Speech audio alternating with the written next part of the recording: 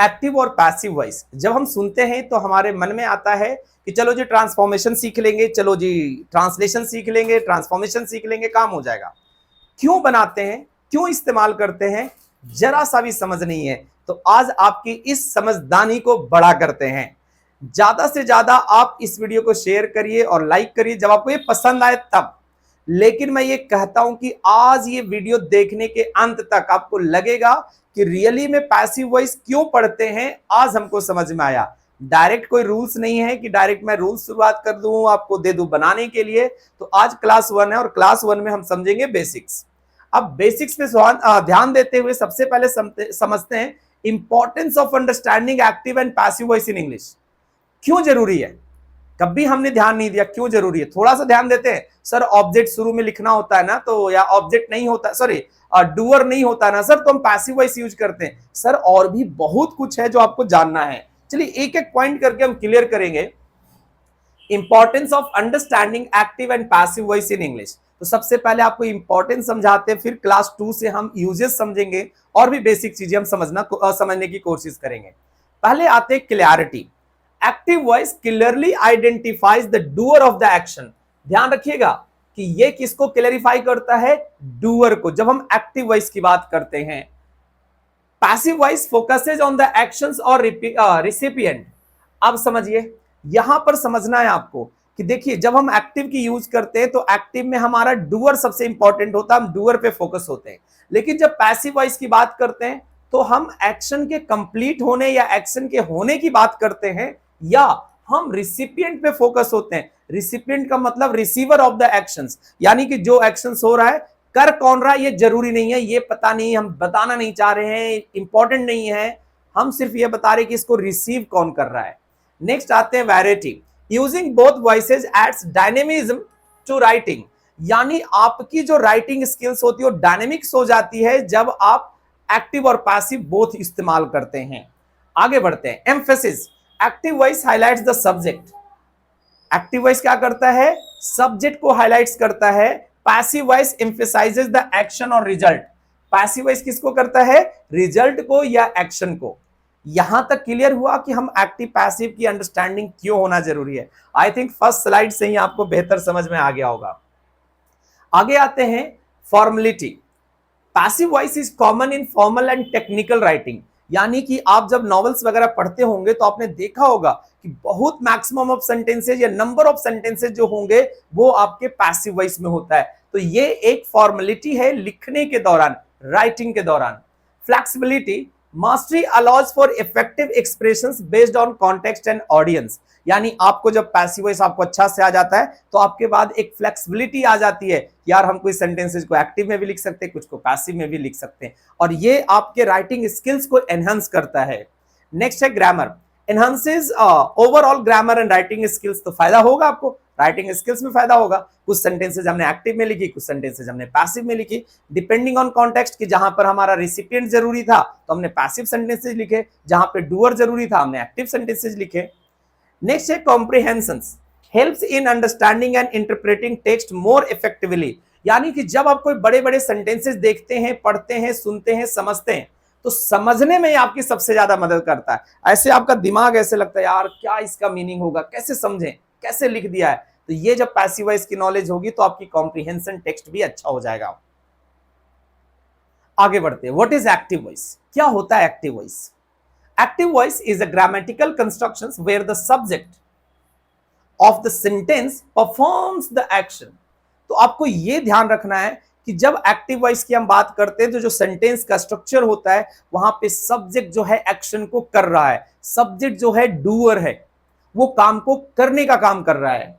The action of the verb, the focus is on the subject who is doing the action, यानी हमारा focus subject पे होता है जो काम कर रहा है, यानी हम यहां पर क्या हो रहा है इससे ज्यादा कौन कर रहा है ये इंपॉर्टेंस देते हैं। एग्जांपल्स देखिएगा। The cat catches the mouse, तो हमारा मेन जो सब्जेक्ट में सेंटेंस में सब्जेक्ट है ये है हमारा डूअर। ध्यान रखिएगा, पहले ये सब्जेक्ट है, इसको अच्छे तरीके से मैं लिख के समझाता हूं। ध्यान रखिएगा, ये आपका सब्जेक्ट है, क्या है ये सब्जेक्ट है, लेकिन अब आपको समझना है कि जो भी वर्ब के पहले लिखा जाता है ना वो सब्जेक्ट ही कहलाता है। लेकिन अब डैश लगा करके एक पॉइंट लिख रहे हैं, उस पॉइंट को समझिएगा कि ये सेंटेंस में डूअर का काम कर रहा है। किस चीज का काम कर रहा है? ये डूअर का काम कर रहा है। The chef cooked a delicious meal. अब यहां पर जो शेफ है वो सब्जेक्ट है और साथ ही ये डूअर का काम कर रहा है, यानी कि एक्शन करने का काम कर रहा है, ये ध्यान रखिएगा। And the manager will approve the report, यानी मैनेजर रिपोर्ट को अप्रूव करेगा। तो अगेन ये सब्जेक्ट हमारा है और ये डूअर है। अब ध्यान रखिएगा कि एक्टिव वॉइस में जो सब्जेक्ट आपके सेंटेंस के शुरुआत में होता है वो डूअर होता है। क्या होता है? डूअर होता है। क्या होता है? डूअर होता है। याद करिए इस बात को और आगे बढ़ते हैं। Characteristics of active voice sentences, क्या इसका कैरेक्टर होता है जरा समझिएगा। इसका कैरेक्टर होता है सब्जेक्ट वर्ब ऑब्जेक्ट। इसका जो सेंटेंस का स्ट्रक्चर होता है वो होता है subject verb object. The sentence follows the order where the subject comes first, यानी एक्टिव वॉइस में सब्जेक्ट पहले आता है, फॉलोड बाय द वर्ब, और उसके बाद वर्ब आता है, एंड देन द ऑब्जेक्ट, और तब उसके बाद एक ऑब्जेक्ट आता है। इफ देयर इज वन, अगर है तो, नहीं तो एक्टिव वॉइस में जरूरी नहीं कि आप हर वक्त ऑब्जेक्ट रखेंगे, ठीक है। तो एक्टिव वॉइस में हमारा मेन चीज हो गया सब्जेक्ट फर्स्ट आएगा and that is the doer of the action, और उसके बाद आएगा वर्ब। ये हमारा ऑर्डर हो जाएगा सब्जेक्ट वर्ब ऑब्जेक्ट का। She reads a book. अब यहां पर समझिएगा कि शी हमारा डूअर है, सब्जेक्ट है, और ये क्या है? डूअर है। The action and the actor are clearly identified. क्या है यहां पर कि कौन एक्शन को कर रहा है वो बिल्कुल आपको क्लियरली पता चल रहा है। डायनेमिक्स क्या है? It often conveys a sentence immediacy and engagement, यानी ये ज्यादातर आपको सब्जेक्ट को, लोगों को लाइक इंगेज करने के लिए इस्तेमाल करते कि काम कर कौन रहा है। लोग क्योंकि लोग सुनना पसंद करते हैं यार काम को करने वाला कौन है, डूअर कौन है, ठीक है। चलिए आगे बढ़ते हैं। Benefits of using active voice, क्या बेनिफिट है ध्यान से समझिएगा। क्लैरिटी आएगा, make sentence straightforward and easy to understand, यानी जब हम एक्टिव की बात करते हैं थोड़ा सा स्ट्रेट फॉरवर्ड होता है। आई टीच इंग्लिश, मैं इंग्लिश पढ़ाता हूं। अगर किसी को आपने कह दिया इंग्लिश इज टॉट हियर, वो जरा कंफ्यूज रहेगा, यार पढ़ाया तो जाता, पढ़ाता कौन है, बट उसके भी कुछ बेनिफिट्स हैं।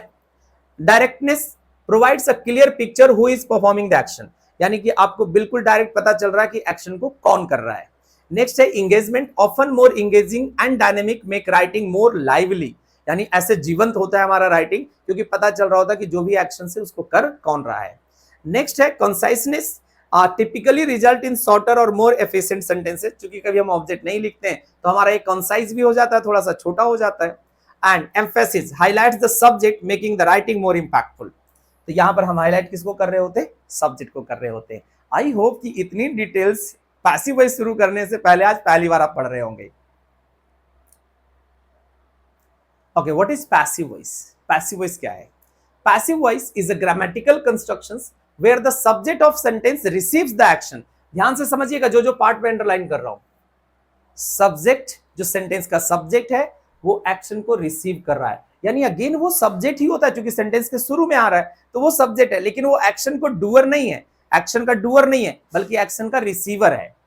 The action of verb rather than performing it, यानी कि वो परफॉर्म नहीं कर रहा है बल्कि एक्शन को क्या कर रहा है? रिसीव कर रहा है। The focus is on the action और इट्स रिसिपिएंट, यानी कि वो एक्शन पे फोकस होता है और उसके रेसिपिएंट पे फोकस होता है। आई होप पॉइंट समझ में आ गया। चलिए किनका कॉल आ रहा है, चलिए आगे बढ़ते हैं। सिंपल प्रेजेंट की बात करते हैं। The mouse is chased by the cat, the mouse is chased by the cat. अब यहां पर समझेंगे कि ये जो चेस करने का काम है ना ये कैट कर रहा है, लेकिन जो माउस है इसको क्या कर रहा है? रिसीव कर रहा है। आई होप समझ में आया। A delicious meal was cooked by the chef, तो हमारा जो कुकिंग का जो एक्शन है ना ये इसको रिसीव कर रहा है, यानी कुकिंग का काम डिलीशियस मील पे किया जा रहा है। एंड नेक्स्ट है the report will be approved by the manager. अब ये जो अप्रूव्ड, ये जो है रिपोर्ट, ये किसके द्वारा अप्रूव किया जाएगा? मैनेजर के द्वारा। तो ये जो अप्रूव करने का काम है ये रिपोर्ट का रिसीव कर रहा है, इस पर किया जा रहा है।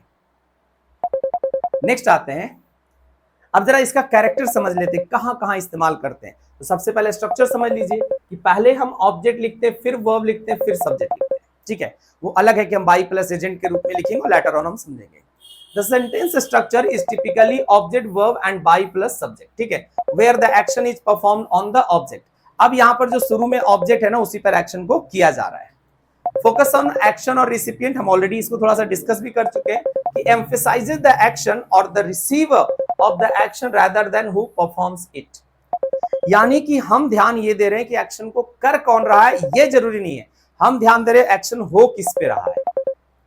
Use of auxiliary verbs often uses to be verb, याद रखेंगे कि is am are will be combined with the past participle of main verb, यानी इसको हम शॉर्ट में लिख सकते हैं कि बी प्लस V3 का इस्तेमाल आप पैसिव वॉइस में करते हैं। आगे बढ़ते हैं, when to use passive voice, कब इस्तेमाल करिएगा। अननोन एक्टर और डूअर, यानी कर कौन रहा है एक्शन को या डूअर कौन है, तब हम यूज करते हैं when the doer of the action is unknown और इररिलेवेंट। इररिलेवेंट का मतलब जरूरी नहीं है या आपको पता नहीं कि एक्शन को किसने किया। द लेटर वॉज सेंट, पत्र भेज दिया गया था, अब किसने भेजा आई डोंट नो, बट पत्र भेज दिया गया था। फोकस ऑन एक्शन और रिजल्ट, हम यहाँ पर फोकस रिजल्ट और एक्शन पे होते हैं। When the emphasis is on the action itself और इट्स आउटकम, यानी कि हमारा मेन जो फोकस होता है वो एक्शन और रिजल्ट पे होता है। The painting was completed on time, painting को टाइम पे कंप्लीट कर दिया गया, तो हमारा एक्शन है सिर्फ, जो रिजल्ट है भैया पेंटिंग हो गया डन, किसने किया कैसे किया हमको इसको जरूरी जानकारी नहीं है। आगे आते हैं कि ये थोड़ा सा ये भी फॉर्मेलिटी में आता है, ठीक है। लाइक इन इनफॉर्मल राइटिंग और scientific context where the process और रिजल्ट इज मोर इंपॉर्टेंट, यानी यहां से आप जब साइंस की बुक में जाएंगे तो आपको पता चलेगा कि साइंस में ज्यादातर जो सेंटेंसेज है ना वो पैसिव सेंटेंस लिखी होती है। पता नहीं वो टीचर को जो साइंस पढ़ाते हैं मे बी उनको पता होगा कि एक्टिव है कि पैसिव है, बट वो मीनिंग निकाल लेते, फाइंड आउट कर लेते हैं। तो आपको ये समझ में आया कि ज्यादातर scientific context where the process और result is more important than the person performing the action, यानी किसने किया ये ज्यादा जरूरी नहीं, बट एक्शन हो गया है ये जरूरी है, तो हम वहां पर इस्तेमाल करते हैं। Avoiding blame, to avoid assigning blame और रिस्पॉन्सिबिलिटी, भैया हो तो गया बट किसको किया किसको ब्लेम करना चाह रही हमारे लिए जरूरी नहीं है। लाइक मिस्टेक्स वर मेड, गलतियां की गई थी, कौन किया था नहीं पता है, हम बताना नहीं चाह रहे। आई होप ये सारी जानकारी आपके लिए पैसिव वॉइस को लेकर के जरूर पहली बार आपने लिया होगा, क्योंकि इतना डिटेल्स में पैसिव वॉइस स्टार्ट कहीं से नहीं होता है। अगर वीडियो अच्छा लगे तो वीडियो को लाइक शेयर और चैनल को सब्सक्राइब जरूर करें। Thank you.